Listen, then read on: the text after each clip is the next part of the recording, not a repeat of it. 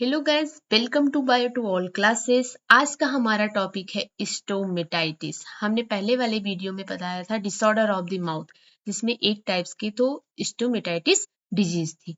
यहाँ पे हम फुल एक्सप्लेनेशन करेंगे क्या स्टोमेटाइटिस का। और यहाँ पे मैं स्टोमेटाइटिस की डेफिनेशन बताऊंगी, टाइप्स बताऊंगी और इसके कॉजेज कौन कौन से होते हैं, डायग्नोसिस कौन कैसे की जाती है इसको, और इसको प्रिवेंट कैसे किया जाता है, और इसकी जो मेडिकल मैनेजमेंट होते हैं वो कौन कौन से होते हैं, यहाँ पे हम एक्सप्लेन करेंगे। ओके, हम देखते हैं सबसे पहले इसका डेफिनेशन क्या होता है। स्टोमेटाइटिस का डेफिनेशन हम पहले भी देख चुके हैं। Again, stomatitis is the mouth inflammation in the mucous membrane that are thin covering on the side surface of the mouth. Stomatitis एक माउथ इन्फ्लामेशन होती है जो क्या होती है, एक म्यूकस मेम्ब्रेन होती है जो हमारे साइड सरफेस, माउथ के साइड सरफेस को कवर की होती है, तो इसमें इन्फ्लामेशन हो जाती है, वही होती है स्टोमेटाइटिस।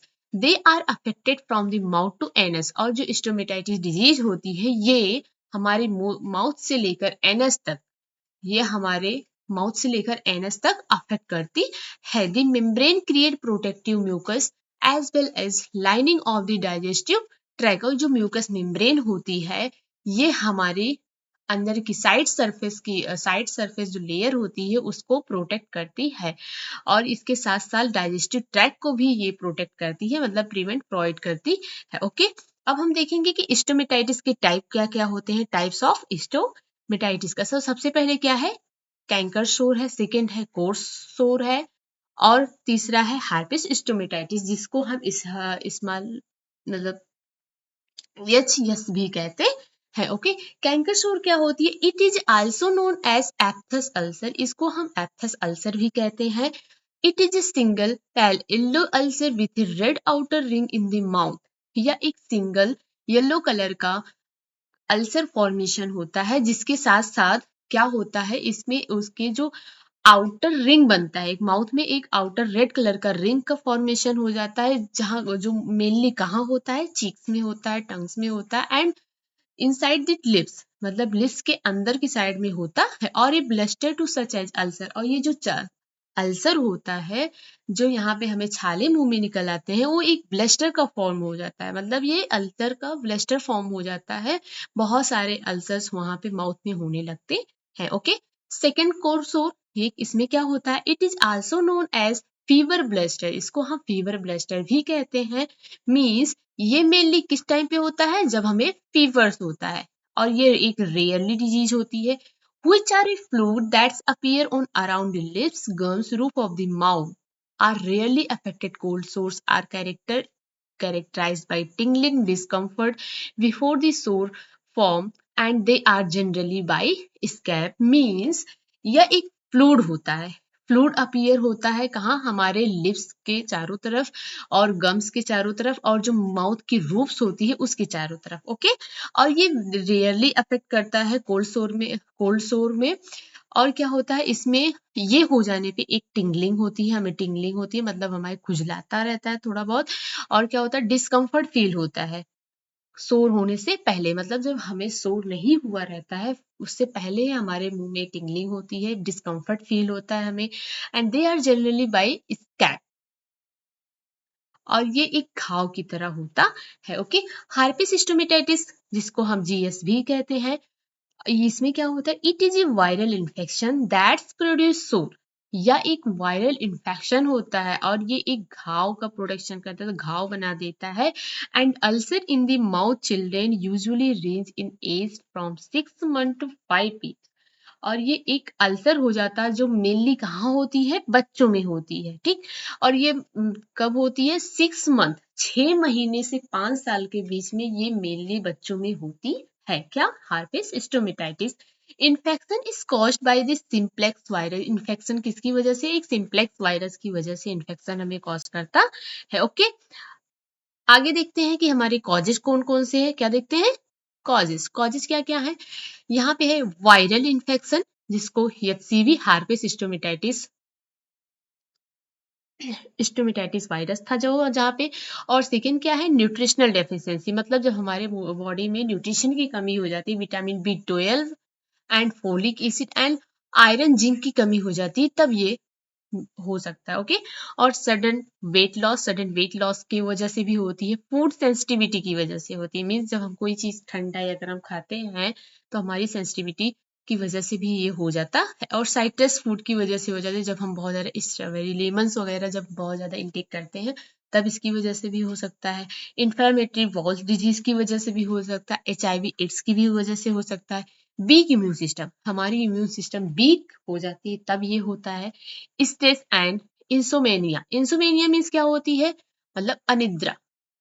क्या होती है, अनिद्रा। अनिद्रा मतलब जब हमें नींद की कमी हो जाती है, हमें अच्छे से नींद नहीं आती है, इससे हम इंसोमेनिया कहते हैं। सो इसको आप नोट डाउन कर लेना। ओके, और लास्ट वाला क्या है हमारा, tobacco and irritating food ingestion.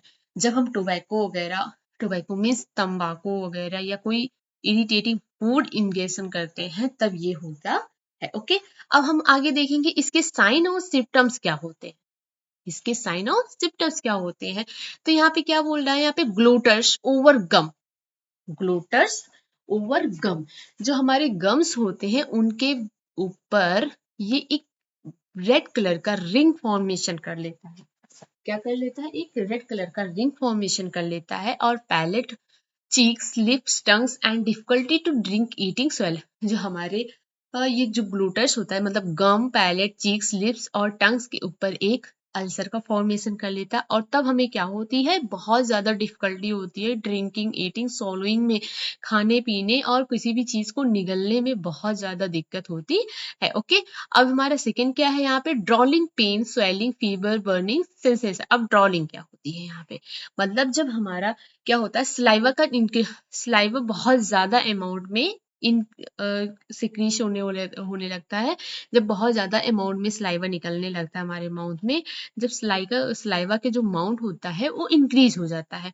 और क्या, यहाँ पेन भी होता है, स्वेलिंग, मुंह में स्वेल आ जाती है, और फीवर हो जाता है, बहुत ज्यादा जलन होता है, सेंसेशन होता है। ओके, आगे क्या है हमारा, आगे हम देखेंगे कि डायग्नोसिस, इसको हम डायग्नोस कैसे कर सकते हैं, किसको, स्टोमेटाइटिस डिजीज को। So the diagnosis is completely based on the cause of stomatitis. Physical examination is one of the most important examination because doctor may learn a lot by looking of the appearance and distribution of the water। जो diagnosis होता है इसका हम पूरी तरह से उसकी stomatitis के कॉजेस पर डिपेंड करती है, हिस्टोमेटाइटिस की कॉजेस पे डिपेंड करती है। और यहाँ पे हम फिजिकल एग्जामिनेशन करते हैं, is one of the most important, जो एक बहुत ही ज्यादा इंपॉर्टेंट एग्जामिनेशन होती है, क्योंकि जो डॉक्टर होता है वो पहले देखता है, उसको अपीयर करता है वहां पे, उसके बाद और वहां पे फिर वो कोई भी चीज को सजेस्ट करता है वो डायग्नोस करने के लिए। ओके, अब आगे देखेंगे कि डायग्नोसिस करने में क्या क्या स्पेसिमेन को हमें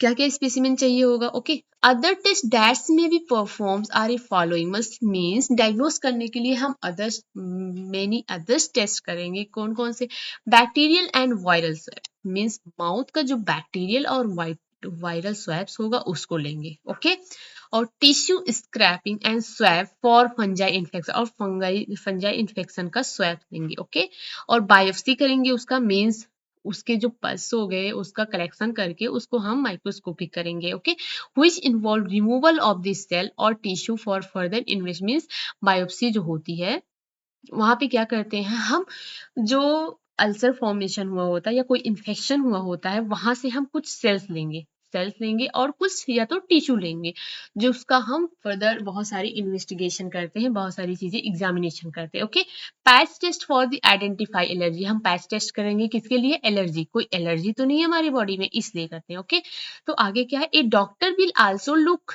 at the person medical history of the check if the stomatitis was caused by the current और previous medicals। जो डॉक्टर होता है वो देखता है किसको, पेशेंट को, पर्सन को, और उसकी मेडिकल हिस्ट्री चेक करता है कि आपने खाया क्या है, पिया क्या है, ये सारी चीजें। If the stomatitis was caused by the current and previous medical, यदि जो स्टोमेटाइटिस है वो तुरंत कॉज किया है, तो कुछ दिन पहले कॉज किया है, a doctor will also inquiry about a person sexual history as well as whether or not they have a ever smoke. तो इसकी क्या करती है, जो डॉक्टर होता है उसको ज़रूरत होती है उसके पर्सन की सेक्सुअल हिस्ट्री को चेक करता है, और उसके साथ-साथ तो आपने क्या स्मोक किया है कोई या कुछ अदर चीज़ें खाई है, इस चीज़ को चेक करता है। ओके, तो हम आगे क्या देखेंगे, आगे देखेंगे प्रिवेंशन, मतलब इस डिजीज़ हो जाने पे हम कैसे अपने आप को प्रिवेंट करेंगे। Okay, basic precaution that can be taken to prevent stomatitis from reoccurring are a following, मतलब बेसिक प्रिकॉशन करेंगे जिसको हम लेते हैं, क्या प्रिवेंट करते हैं स्टोमेटाइटिस में। ओके, यूजिंग एंड, पहला क्या होगा, using N antiseptic mouth wash that is not alcoholic. हम एक एंटीसेप्टिक माउथ वॉश को यूज करेंगे जो एल्कोहलिक नहीं होगा। एल्कोहलिक होगा तो क्या होगा, हमारे माउथ में बहुत ज्यादा ईचिंग होगा। ओके, और diagnosing and treating persistent dry mouth, और हम उसको क्या करेंगे, डायग्नोस करेंगे, चेक करेंगे, उसको चेक करते हैं और हमारे माउथ को ड्राई नहीं होने देंगे। Okay, breast brushing with A gentle toothpaste, एक अच्छे से टूथपेस्ट को से लेकर हम क्या करेंगे, उसको ब्रश करेंगे। Okay, ensuring adequate nourishment and hydration, और अपने मुंह को सूखा नहीं होने देंगे, हम कुछ ना कुछ उसको लेते रहेंगे। Okay, getting regular dental care, और हम रेगुलर डेली उसका डेंटल केयर करते रहेंगे, मतलब उसको चेक करते रहेंगे। ओके, अब यहाँ पे हम लास्ट देखते हैं कि मेडिकल मैनेजमेंट आफ्टर डायग्नोसिस के बाद जो डॉक्टर सजेस्ट करता है कौन सी दवा लेनी है, कौन सी नहीं लेनी है, कैसे करना है, ये सारी चीजें देखेंगे। Okay, topically the appear there appears that is applied directly to have been observed the help in the reducing the discomfort and they also speed up the healing process। तो यहाँ पे क्या बोल रहा है कि हम डॉक्टर के देखने के बाद कुछ चीजें होती है जब हम ऑब्जर्व करते हैं, और क्या होती है, जो डिस्कम्फर्ट हो जाता है, जो डिस्कम्फर्ट होता है वो रिड्यूस हो जाता है, मतलब कम हो जाता है। और किसी चीज को लेने के बाद they also speed up the healing process, और वहाँ पे कुछ हीलिंग प्रोसेस करते हैं। जैसे the following example of the topical treatment, कुछ फॉलोइंग टॉपिकल ट्रीटमेंट के एग्जांपल है। सबसे पहले क्या है, topical corticosteroids, these are the, ये जो है ये क्या होता है, these are the affect given as a rinse and are used to relieve symptoms so that the person can eat, drink and speak without pain and discomfort। तो यहाँ पे क्या बोले, ये तब देते हैं उस पर्सन को, पेशेंट को तब देते हैं जब क्या होता है, मतलब ये जो मेडिसिन होती है इसको पेशेंट को देने के बाद क्या होता है, इसको पेशेंट को बहुत ज्यादा रिलीफ मिलता है, और वो खा भी सकता है, उसको लेने के बाद ड्रिंक भी कर सकता है, मीन्स पानी भी पी सकता है, बोल भी सकता है, और बिना किसी पेन के, बिना किसी डिस्कम्फर्ट के। ओके, अब सेकेंड क्या है, टॉपिकल एंटीबायोटिक्स, ये ऐसी medicine, these are anti inflammation होता है, एक एंटी इन्फ्लामेशन मतलब इन्फ्लामेशन के अपोजिट काम करता है। ओके, एंड एंटीबायोटिक मेडिकेशन होता है that's come in the form of gel and रेस, यह एक जेल्स के फॉर्म में आता है जो हमें क्या होता है, अल्सर पे या माउथ में अप्लाई किया जाता है। ओके, और थर्ड क्या है, topical anaesthetics, these are the numb drug that individual can apply directly the source for short pain relief। इसका हम यूज तब करते हैं जब हमें, जहाँ पे हमारा पेन हो रहा होता है वहां को, उस प्लेस को नम करने के लिए। ओके, और कुछ जो घाव होते हैं वहां पे एक शॉर्ट पेन रिलीफ के लिए, थोड़ी देर के रिलीफ के लिए देते हैं। They are typically available by prescription, और ये हम तब लेंगे जब कोई प्रिस्क्राइब किया होता है, कोई डॉक्टर वगैरह प्रिस्क्राइब करते हैं तब लेते हैं। ओके, कैंकर क्या होती है, and out over the counter medication that create a barrier between oral सोर एंड रिलीव डिस्कम्फर्ट टेम्परेरी, या एक मेडिकेशन या एक ऐसी मेडिसिन होती है जो ओरल सोर और बैरियर्स के बीच में एंड रिलीव डिस्कम्फर्ट, जो हमारा सोर होता है उसमें टेम्परेरी डिस्कम्फर्ट हो जाता है, डिस्कम्फर्ट फील होता है, तब इसको लेने के बाद हमारी जो माउथ होता है उसमें रिलीफ मिलता है। Okay, so thank you so much for watching this video. अगर आपको ये वीडियो पसंद आया हो तो प्लीज इसको subscribe and like and share जरूर करिएगा। ओके, हम मिलेंगे आगे एक नए वीडियो के साथ, जो हमारा क्या होगा, नेक्स्ट डिजीज। Thank you.